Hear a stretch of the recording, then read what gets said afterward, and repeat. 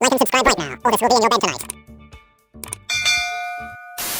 Honey, download affiliate link in the description. Honey is a free browser add-on that can save you money online when you shop. It is free and is available for pretty much all browsers and can be installed in 2 clicks. Honey automatically finds and applies the best coupon codes online, so you don't have to waste your precious time. Honey has saved its customers millions, so add Honey to your browser today and start saving money. Who does not like free money from all the savings you will make?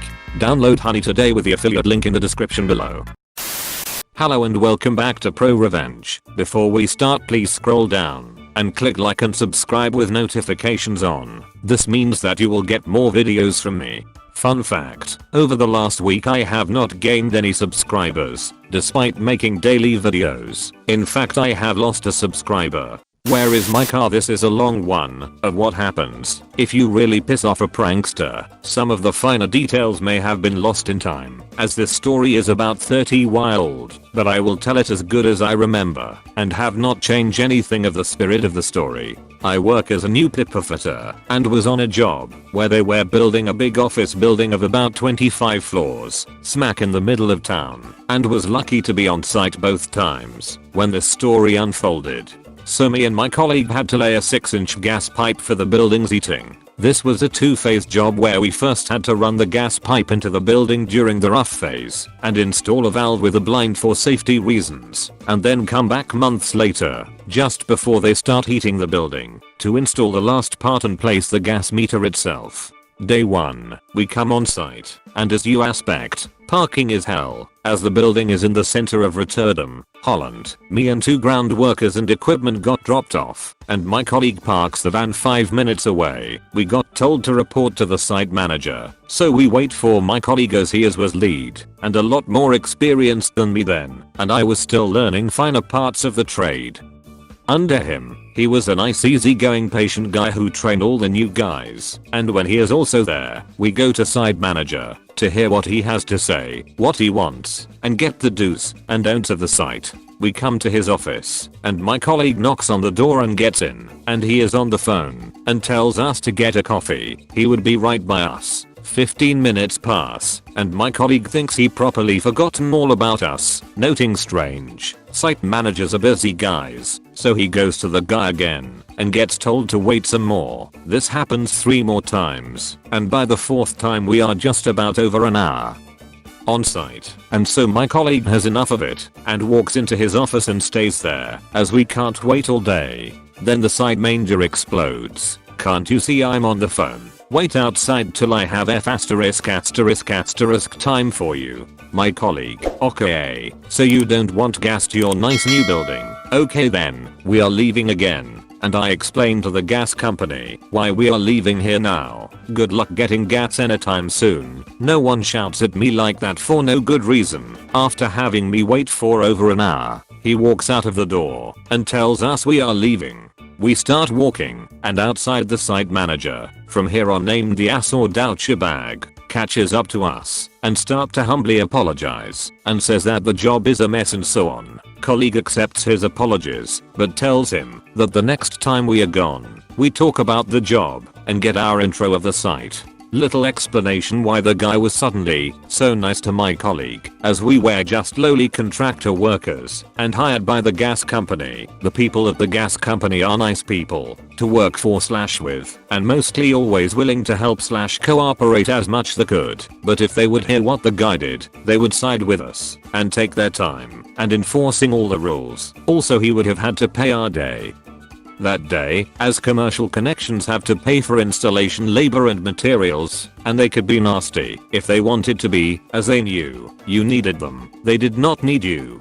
By that time it's break time, and in the canteen, we hear that the guy is a real douchebag, and that he shouts all the time against anyone who's below him, and that it's always his way or the highway, and no one had a good word to say about him, other than he does finish his projects on time. So after the break, we started our job. The guys started to dig the trench, and we started to drill a big hole through the foundation for the gas pipe to get in. As we are busy, one of the ground workers get to us and tells my colleague that the cars need to be moved soon, as they are standing on top of where the trench is coming. My colleague asked one of the carpenters working close to us, who he had to ask for moving the cars for today. and said tomorrow they can park there again. He said he would arrange it for us because he likes to tell the asshole that he had to move his car off site at least 5 properly 10 minutes away from site as the center is getting busier, and he liked to see his face all steamy when he tells him _carrot.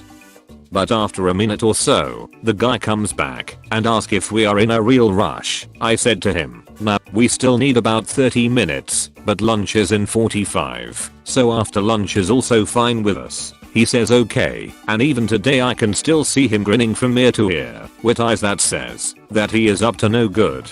As it were the only 5 parking spots on site, it will be a pain for all the guys that were allowed to park there and move their cars off site in the middle of the day when the city center was filled up with cars. After couple of minimum, he comes back with a shovel and starts digging 4 shallow parallel trenches about 20 cm/8 inches deep on a place bit out of the way in soft sand where you can't park. After 5 minutes he is finished and comes back with a big heavy duty almost 20 foot long pallet on a forklift and put it down, and the 4 big cross beams under the pallet fit right into the 4 hole he had dug. After that he stacks up some wood in front of the pallet making a ramp and walks away, and it now looks like nice parking spot. After that, all the office people parked there started to move their cars including the Doucher bag, only he did not drive his big car away, but parks it on top of the pallet and go back in again. As it's break time now, we also go in again and have lunch and warm up. When we get back, we see there is a wooden cover over the pallet, and so the pallet is now a crate. So we walk to the carpenter and ask what's he up to. He says, you just wait and see, but don't talk about it. 15 minutes or so later the tower crane comes and lifts the crate to something like, let's say the 20th floor, and the crate is put it there, and then we see the carpenter put a similar pallet as before back in the same spot. A little later that day we see they put the mold to pour the concrete over the crate for the next floor of the building. After seeing this, we ask the carpenter if he hated the guy that much to something like that. He said, yeah, I gave him once some lip because he was a pain. As revenge, he fired his son over some beginner's mistake that he made when he was still in his trial period and got him, above that, also blacklisted at the company for 10 years when he was still training him to become a good master carpenter like him. Working with his son was something he wanted to do. He also been thinking of quieting and start somewhere else to work with his son and train his son there, but he worked at the company for 25 years and would lose a lot of benefits and security, and he also didn't give the Doucher bag the satisfaction that he quit. He also told us that the Doucher bag was the most likely one to park on the pallet. As walking was far below him, we talked some more about him and things he did and agreed the guy was an asshole first class. Day 2. The next day we are told to wait in the canteen after the first break, where then after break time, the Doucher bag and the police walk in and are standing in front of us, and he tells that his 2-month-old Mercedes-Benz 500 seconds, an 85k car 30 years ago, 200k in 2019. Where he had been waiting for 7 months was stolen, and if anyone had seen something, the whole room started softly laughing.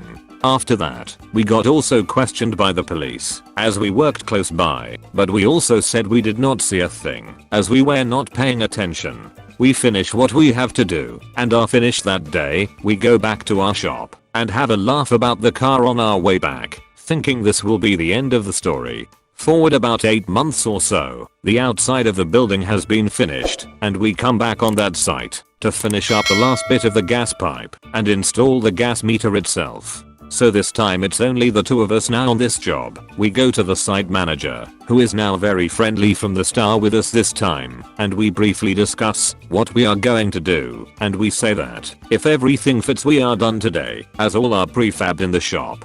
So we start working on getting the pipe in place. During our first break, we walk into the canteen and see the carpenter sitting, and we go sit next to him and ask, we saw that the Doucher bag found his car back, as we had seen a same colored Mercedes-Benz 500 seconds standing when came on the job. And he says, nope, not the same car, but let us not talk about it here. He says, I heard 3 weeks ago that you guys were coming back as I heard the heat is going to be turned on this week to dry out the building and hoped it would be you guys again.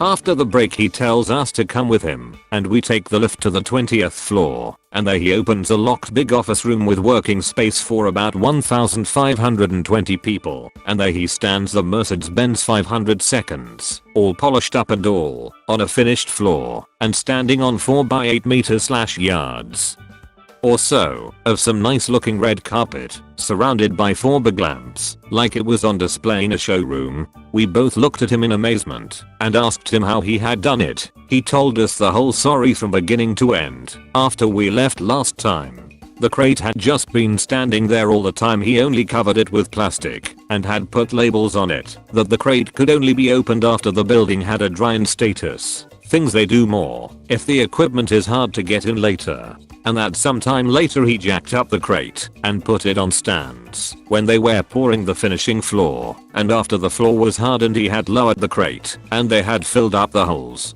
He had taken the last Friday off, it was Wednesdays by now I think, taken of the crate, broken into the car. He had found someone and learned during those 8 months how to break into it without damaging it. He told us, rolled the car of the pallet, disassembled the pellet, put down the carpet, and rolled the car back on it. After that he had been polishing and cleaning the car and room for the rest of the day.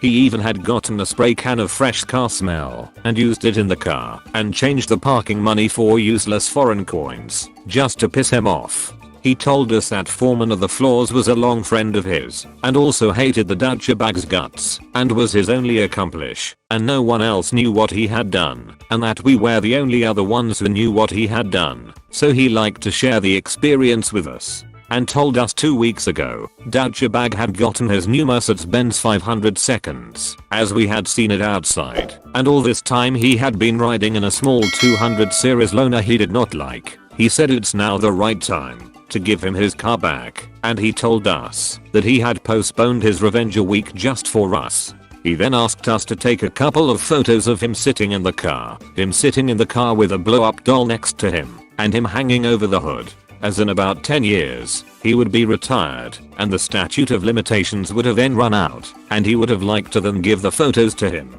Then he placed the doll behind the wheel, locked the car, and we walked out of the room leaving the door open and him dragging 2 power cords with him and plugging them in a power box, and we see that the room is lit up with the 4x1000W halogen lamps. And then he says, let's go to the top floor and letting things happen for about 10 minutes and then we come back and then he should be there. Then in about another 5 to 10 minutes we take the elevator to the top floor. There we walk behind him and go up a pair of stairs and we end up at the door to the roof, but then there he goes to the machine room of the elevator. He looks at the control display for a minute or so and when the lifts are all standing still, he turns the power off, puts a lock on it and hangs up a card back quote do not operate, and then we go back down again. We are taking our time getting back down to the 20th floor and we hear laughter as we come closer by, and then there are about 50 guys in the hallway in the room where the car is standing, all laughing their ass off with the lights on it. The car looked like it belonged in a car brochure. The only thing wrong with it was blow up doll behind the wheel. _carrot. And yes, after about 5+ minutes the douchebag comes storming into the room, sweating like a pig, as he had just run his fat ass up all the 20 floors, walking into the room with eyes as big as I only have seen in cartoons. He is standing there for about a 1 minute or so breathing hard, sweating and swearing and cursing, till he finally noticed there are about 50, or maybe by now even 6,070 guys standing around and laughing at him. I see him getting red until in his neck from anger, and he starts swearing again and tells that anyone that is not gone in 10 secretary, they gon' be fired. So we all walk away as the show is over, but man it had been one hell of a show. _carrot. Later in the day the carpenter comes by again and we have laugh again. We also heard he had fired 2 people that had come later by that had laughed out loud after the seeing the car with the doll still sitting in it as it was still locked when he was still there. We had some more talk and laughs and my colleague asked the guy for his number as he wanted a follow up as this was too good not to have any. And we said our goodbyes. Though because of all the commotions and talking, we had to do 30 minutes or so of unpaid overtime on a 56-hour job, but we did not mind at all. _carrot. A couple of weeks later, my colleague had phoned the guy to ask what the fallout had been. The two fired guys were back the next day on the job again, as ours had turned back their termination, as it would have been a very costly wrongful termination. And the car had been chopped up by two mechanics from car junkyard, taking 3 days to do it, and it was sold for parts, as there was no other way to get it out of the building. Also, many from the head office had been by, including the CEO, to look at the car standing on the 20th, humiliating the douchebag some more. He also told him that he had printed the photos and they were good, and that he had made photocopies of it, with him sitting behind the wheel with the blow up doll next to him, but with his face covered with a smiley sticker, and hanged them up through the whole building in the strangeness places, and the douchebag got steamy every time he found one. And that he now has been suspecting him pretty much to be the who did it after a week or so, as it was all something he would do, as they know one another for over 20 years and have history, but without proof, he can't do anything. What I learned of this, as I have been sitting on the front seat of this show, two things: revenge is best severed ice and ice cold, and to never piss off a prankster.